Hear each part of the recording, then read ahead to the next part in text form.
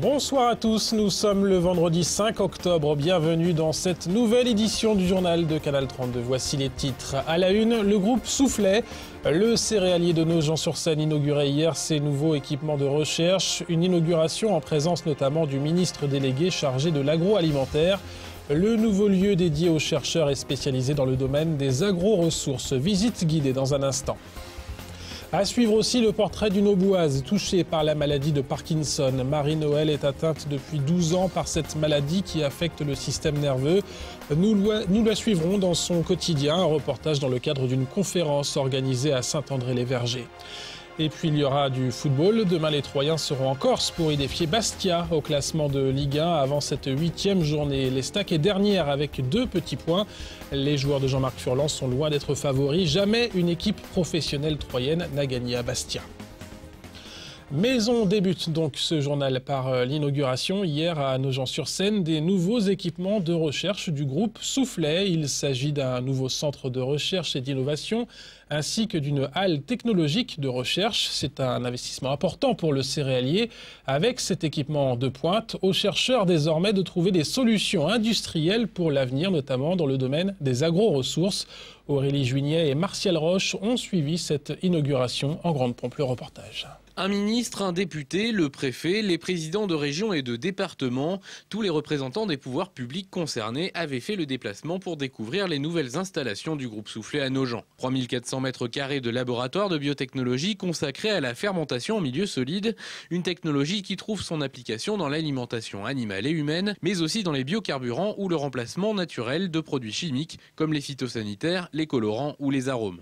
Pour ce projet, la Banque publique d'investissement OSEO, mais aussi régions, départements et villes de Nogent ont participé au financement des 112 millions d'euros investis. C'est un engagement pour l'avenir. Moi, je crois beaucoup au développement de l'agroalimentaire, bien évidemment, mais pour ça, je crois beaucoup au développement de la recherche et l'innovation. Un message porteur d'espoir parce qu'il permet, je crois, de se projeter à 10-20 ans, ce qui est toujours intéressant pour une entreprise, pour un métier, pour une entreprise, et aussi de donner des sources de solutions, parce qu'on sait très bien que certes l'alimentation est une source d'utilisation, mais il n'y a pas que ça, il y a bien sûr les solutions à trouver au tout pétrole. Dans les laboratoires du groupe Soufflet, les chercheurs font moisir des coproduits céréaliers comme le tourteau de colza ou le son de blé pour les étudier. Car il s'agit en fait d'un phénomène de fermentation. C'est ainsi que sont faits le vin, la bière et d'autres produits industriels. La plupart du temps, cette fermentation se fait avec 90% d'eau, mais la technologie étudiée chez Soufflet est dite fermentation en milieu solide. Elle utilise environ moitié moins d'eau. La fermentation en milieu solide, c'est un bon compromis entre le minimum d'eau nécessaire évidemment pour que le micro-organisme survive, mais le maximum d'oxygène pour qu'il puisse respirer dans les meilleures conditions, sans mettre beaucoup d'eau, ce qui coûte cher, sans mettre beaucoup d'énergie mécanique, thermique, qui est nécessaire pour la fermentation. Grâce à des machines venues entre autres du Japon, les 70 chercheurs peuvent depuis cet été travailler sur des échantillons de 3 kg à 1,5 tonne. C'est à la fois une question de mieux maîtriser la technique de fermentation, c'est important pour la qualité des produits que l'on sort. Et puis c'est aussi pour trouver de nouveaux projets industriels demain et des nouvelles solutions pour répondre à des problématiques que l'on peut rencontrer dans le monde industriel par des solutions naturelles que sont les enzymes. Si la technologie de fermentation en milieu solide est connue depuis des millénaires en Asie, Soufflet est un des premiers à la développer en Europe. Le groupe espère ainsi conquérir un marché d'avenir. Le plein de conseils avant, pourquoi pas, de se lancer. Les 3 chambres consulaires de l'Aube organisaient aujourd'hui à l'espace Argence de Troyes la journée de la création et de la reprise d'entreprise. Le but, regrouper en un seul lieu unique, donc des banquiers, des comptables, des notaires, des organismes sociaux ou de formation. En tout, une 60aine d'experts prêts à prodiguer leurs conseils. Tout est fait pour ne pas hésiter à se lancer, même en période de crise économique. Arnaud Courtois est le représentant des experts comptables. Éric Guillard est lui agent de développement à la Chambre des métiers de l'Aube. Ils sont au micro de Cyril Tavernet. Je pense que les acteurs sont encore plus présents qu'en période de croissance. chance, hein, j'entends, puisque bon, on est motivé et stimulé par la reprise et par l'activité économique qui est un petit peu complexe. Les créateurs, ils sont toujours là, j'entends, les repreneurs aussi. Les gens qui arrêtent aussi sont toujours présents, donc il y a des mouvements à ce titre-là. Bon, maintenant, c'est vrai que la crainte est aussi omniprésente dans les esprits. Ça ne change rien, ça peut être même une période d'opportunité. Il faut positiver par rapport à ça. Il y a des chances de trouver des créneaux, il y a des niches, il y a beaucoup de solutions. Et il y a aussi beaucoup de gens qui partent à la retraite. Donc c'est le fameux papy boom, vous savez, qui va être indépendant de la crise. Effectivement, il y a beaucoup de fonds à reprendre, c'est peut-être le moment d'y penser. On a toujours un peu peur de se lancer, qu'on soit en période de crise ou pas, hein. Mais il faut toujours être positif par rapport à ça. Un nouvel outil en ligne dans l'Aube pour les travailleurs sociaux et les professionnels de santé. Une nouvelle plateforme présentée aujourd'hui est baptisée Portail Aubois d'information sur les prestations sociales. Le projet est porté par les organismes de sécurité sociale. Il est destiné aux acteurs de terrain. L'objectif est ici de faciliter l'orientation de leur public, les personnes en situation de fragilité, de gagner du temps également, de se montrer plus efficace. Écoutez Stéphane Antigny, le directeur adjoint de la Caisse primaire d'assurance maladie dans l'Aube. Nous avons élaboré un portail unique qui tout simplement va les pointer sur les différents sites internet qui existent des organismes sociaux et qui pourra là avoir une réponse directement adaptés à leurs besoins en termes de dispositifs qui existent, en termes d'aide qu'on pourra donner sur le logement, sur la santé, une aide pour acquérir une mutuelle. Et donc ça s'adresse tout simplement à tous ces travailleurs sociaux, médico-sociaux du département qui sont parfois en mal d'information et qui là tout simplement auront un site, un portail unique où ils vont trouver toute l'information et on est dans de la transversalité, on est tout simplement dans l'échange, le partage à destination de tous les publics en difficulté sur le département. On reste dans le domaine de la santé avec un gros plan sur la maladie de Parkinson, cette maladie qui affecte le système nerveux. Marie-Noël, une jeune retraitée auboise, en souffre depuis une douzaine d'années. Ses gestes du quotidien deviennent parfois des souffrances. Dans son combat contre la maladie, elle est aidée par une association, le groupement Aube Parkinson. Martial Roche a suivi Marie-Noël chez elle. Le reportage. Écrire à la main plus de 2 lignes lui est devenu impossible. Marie-Noël Bétou souffre de la maladie de Parkinson, une maladie dégénérative du système nerveux qu'on lui a diagnostiquée il y a 12 ans. Tout a commencé avec ses problèmes d'écriture et sa jambe droite qui s'est mise à boiter. Pendant 2 ans, j'ai vu plusieurs médecins qui ne trouvaient pas ce que j'avais. Et c'est un rhumatologue d'Épernay qui a détecté donc la maladie de Parkinson.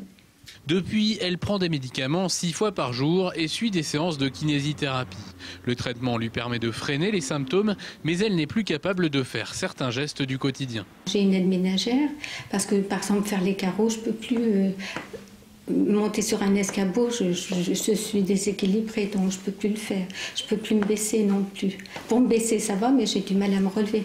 La maladie a aussi obligé Marie-Noël à réaménager son logement, enlever les tapis qui peuvent la faire tomber ou encore remplacer la baignoire dans sa salle de bain. J'avais du mal, vous savez, à enjamber la baignoire et puis à sortir aussi. Et de peur de glisser parce que je ne suis jamais sûre de mes mouvements. Depuis 1 an et demi, Marie-Noël est à la retraite. Les dernières années, elle avait dû passer à mi-temps. Pour les malades qui sont pour certains encore dans la vie active, la maladie peut devenir synonyme d'isolement. La maladie, quand vous l'apprenez, c'est difficile. C'est un moment très difficile.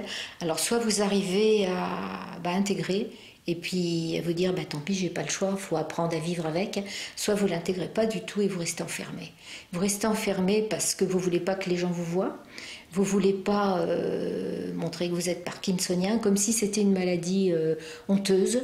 Et puis à ce moment-là, ça devient terrible parce que vous vous enfermez, il n'y a plus de contact. La douleur, vous la ressentez doublement puisque vous êtes tout seul. Donc il faut lutter contre l'isolement, mais c'est vrai qu'il y a des personnes, je n'y arrive pas. Depuis 7 ans, le groupement Aube Parkinson lutte contre l'isolement des malades.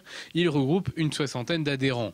La France compte environ 120 000 malades diagnostiqués, mais il pourrait être le même nombre à vivre avec la maladie sans le savoir. Et pour mieux connaître la maladie, mieux l'affronter également, le groupement Aube Parkinson organise une conférence vendredi prochain, le 12 octobre. Rendez-vous à 14h30 à l'espace Gérard Philippe de Saint-André-les-Vergers. Cette journée, toujours pas de victoire, ça risque vraiment de se corser si les footballeurs troyens ne s'imposent pas demain à Bastia pour le compte de la 8e journée de Ligue 1. Mais entre les blessés et la réussite qui n'est pas là, les joueurs de Jean-Marc Furlan, dernier du classement, seront loin d'être favoris sur l'île de Beauté. Pour ne rien arranger au tableau, il faudra réussir un exploit qu'aucune autre équipe troyenne n'a encore fait, à savoir gagner à Bastia. L'avant-match par David Mutel. Bienvenue à Furiani, terre de désolation pour les Troyens. En plus de 100 ans de professionnalisme, jamais une équipe auboise ne s'est imposée à Bastia sur le stade Armand Césari. C'est même en terre corse que les Bleus et Blancs se sont inclinés lourdement le plus souvent, comme en témoigne le 6-0 enregistré en 1977 ou alors plus récemment le 5-1 de la saison dernière, pourtant peu révélateur de la supériorité corse. L'analyse du match l'année dernière, c'était ce que m'avait dit Fred Hans, ça ne reflète pas du tout la physionomie du match, que j'avais dit. À l'heure de jeu, c'était très incertain, quoi. Une terre pas très accueillante donc pour les joueurs de Jean-Marc Furlan, mais au contraire de se plaindre, comme beaucoup d'entraîneurs français, de la pression largement ressentie sur l'île de Beauté, le coach troyen préfère louer cet engouement et cette ferveur rare sur le continent.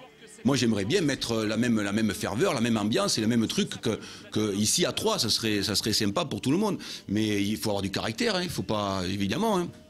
Ça c'est évident, il faut dire les choses comme elles sont. Il faut avoir du caractère, parce que si t'as pas de caractère, moi j'ai joué là-bas, eh bien si t'as pas de la lucidité, du sang-froid, il faut résister à l'engagement. Du côté du Furiani, on est certes conscient de cette supériorité insulaire, mais dans le staff bastiais, on se méfie tout de même de cette équipe troyenne capable de faire déjouer la formation de Frédéric Hans. J'estime qu'entre Troyes et nous, il n'y a pas beaucoup d'écart et que ce sera un match difficile et qu'il nous faudra être très fort pour l'emporter. On voit comment est le championnat cette saison. Effectivement, des matchs contre des équipes comme Troyes, mais beaucoup d'autres, sont des matchs peut-être plus importants que d'autres. On avait réussi contre Sochaux et Reims, on avait été moins bien contre Évian. Voilà, effectivement, dans ces matchs-là, c'est des matchs importants où le résultat compte. La tâche sera d'autant plus ardue pour les partenaires de Marcos que Saunier a dû déclarer forfait pour cette rencontre. JMF pourra néanmoins compter sur Bréchet, finalement rétabli. Mais dans le couloir menant au stade, les joueurs troyens se devront tout de même d'être forts pour résister à la pression de tout un peuple. Les Aubois le prendront comme un test, savoir si véritablement ils méritent leur place en Ligue 1. Et coup d'envoi de la rencontre ce samedi à 20h, un match à revivre dimanche à minuit avec David Mutel et Sébastien Dallet aux commentaires de jour de match. C'est la fin de ce journal. Merci de l'avoir suivi. Tout de suite, la météo par Cécile Rich. Lundi, Mathieu Mercier dans le fauteuil du présentateur. Il sera notamment question de la vente aux enchères organisée demain au château de Plancy-l'Abbaye. Très bonne soirée à tous, à très bientôt sur Canal 32.